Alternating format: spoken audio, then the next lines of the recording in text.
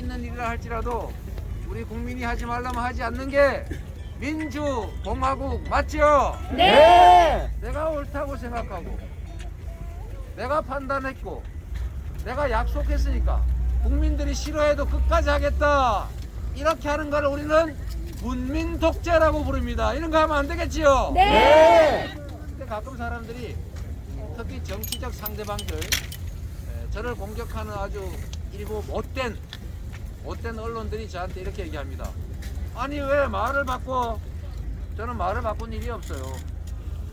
약속은 하는데 최종적으로 국민이 원하지 않는다 끝까지 그러면 국민의 뜻을 존중하겠다. 국민들이 이재명은 한다면 하는 사람이고 지금까지도 말한 거를 다 했으니까 혹시 우리가 원하지 않는데 끝까지 하지 않을까 이런 걱정을 하시길래 그러지 않습니다. 우리는 국민의 의사를 존중하는 민주주의자입니다. 이렇게 말했더니 왜 국민이 원하지 않으면 안 한다고 말을 바꾸냐 이렇게 얘기해요. 이게 잘못된 말이죠? 네. 그래서 여러분 우리는 미래를 향해 가야 됩니다. 여러분 아시잖아요. 국가 권력을 특정 개인한테 통째로 맡기지 않습니까? 그런 권력 맡겨놨더니 그 5년 동안 할 일이 얼마나 많은데 그 시간에 남의 허물이나 뒤지고 정치 보복이나 하고 혹시 뭐 이렇게 내 전에 나 기분 나쁘게 한 거 없었나 이렇게 해서 누구 가해나 하고 진압하고 그런 정권 그런 정치 바라십니까? 아니요. 시간이 없어요. 할 일이 너무 많아요. 고통받는 국민이 너무 많습니다. 지금 이 순간에도 이 세상을 내가 떠나버릴까 고민하고 실제로 그걸 실행하는 그 참혹한 상황에 처한 사람들이 얼마나 많은데 거기서 겨우 하는 짓이 그런 사람들을 보살피고 희망을 되살려 주려고 노력하고 하지 않고 어떻게 하면 전에 나한테 괴롭혔던 사람 복수할까 이런 생각하면 나라가 어떻게 되겠습니까? 그래서 이 5년 짧은 시간에 1분 1초를 낭비하지 않고 오로지 국민들을 위해서 그 권력을 사적 용도가 아니라 공적으로 최선을 다해서 행사하고 책임지는 그런 사람 필요하겠죠? 네. 자, 그럴 책임감 있는 사람이 누굽니까? 이재명. 너무 감사합니다. 박자가 너무 잘 맞아요. 그리고 여러분은 이기는 전쟁을 바라십니까? 아니면 평화를 바라십니까? 평화요. 우리가 이기면 뭐 하겠어요? 여 다 부서지고 다 죽고 다 다치고 다 없어진 다음에 저 사람들이 더 많이 부서져서 내가 이기면 뭐 하겠어요? 그런 세상을 만들겠다는 사람들이 있습니다. 선제 타격 안 됩니다. 맞습니다. 선제 타격이라니요. 여러분 그런 말하면 기분 좋습니까? 아니요. 옆집 사람한테 사이좋게 지내야 우리 아들이 옆집에 그 난폭한 그 집 그 식구한테 안 맞는데 기분 나쁘다고 야이 XX야 이렇게 욕해가지고 그 사람 화나게 해가지고 우리 아들 때리게 하면 좋습니까? 아니요. 기분이야 좋겠지요. 그러나 피해는 누가 입습니까? 우리가 내 아들. 이런 말이 있어요. 전쟁은 나이든 기득권자들이 결정하고 죽는 거는 결정에 참여하지도 못한 젊은이들이다. 이게 현실입니다. 여러분 전쟁이 나면 누가 죽습니까? 젊은이들이 이유도 모르고 끌려가서 그 젊은이들이 총을 맞으러 죽습니다. 그리고 여러분 역사에서 보셨지 않습니까? 제가 남 흉 안 보려고 진짜 노력하는데요. 이승만 대통령 저는 그 양반이 한 일 중에 딱 한 개 인정하는 게 있어요. 농지개혁 그 정말 어려운 일을 한 거 맞습니다. 그런데 제가 용서하지 못하는 게 있어요. 다리 끊고 도망갔습니다. 바로 그렇습니다.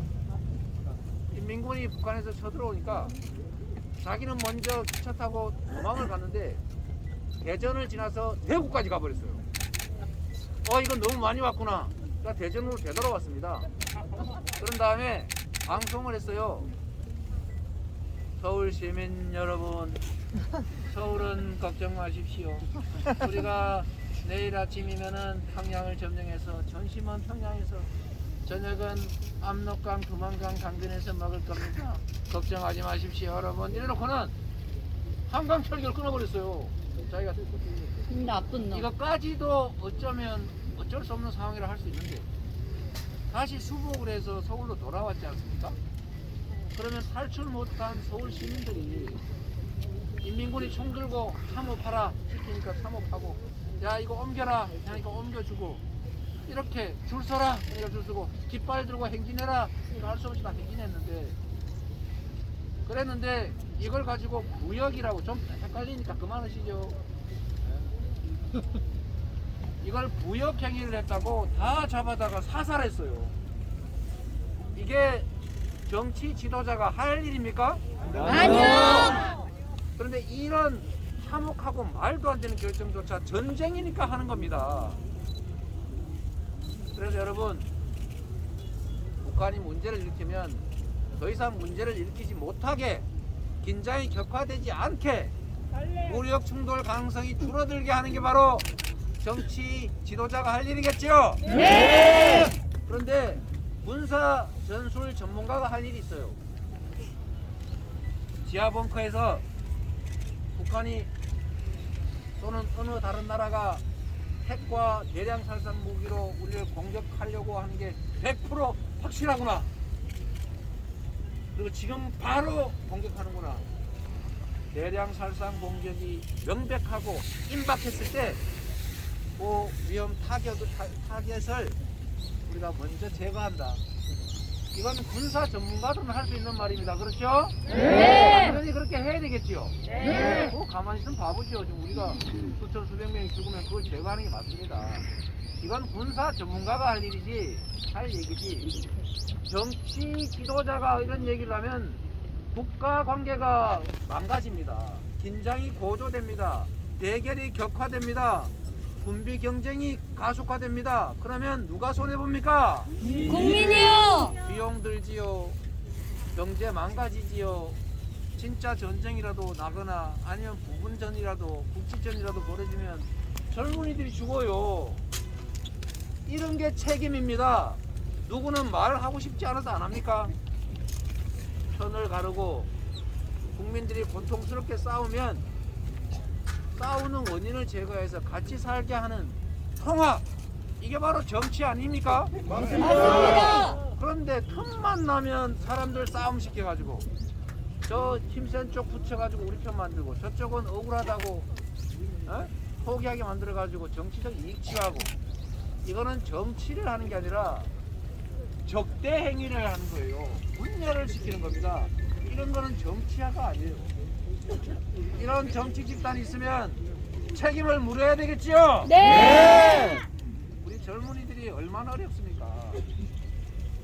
젊은이들이 왜 남과 여를 나누고 수도권과 지방 정치 청년으로 나뉘어가지고 왜 싸웁니까?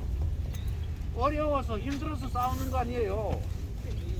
기회는 요만큼밖에 없는데 이 많은 사람이 경쟁을 해야 되니까 누군가 탈락해야 됩니다. 그래서 기회가 부족해요. 탈락하면은 도태돼요. 그래서 경쟁이 전쟁이 됐습니다. 누군가는 탈락돼야 돼요. 그래서 편을 갈라서 누군가를 떨어뜨려야 됩니다. 그래서 남녀가 좀 그만하세요. 저 일부러 그러시는 거예요? 일부러 그러시는 거예요? 하지 마세요. 내가 딱 헷갈렸어요. 고맙습니다. 그래서 둥지는 작아졌고 그 안에서 몸은 크는데 누군가가 떨어지지 않으면 내가 떨어지게 생긴 상황을 만든 게 누굽니까? 바로 우리 기성세대들 아닙니까?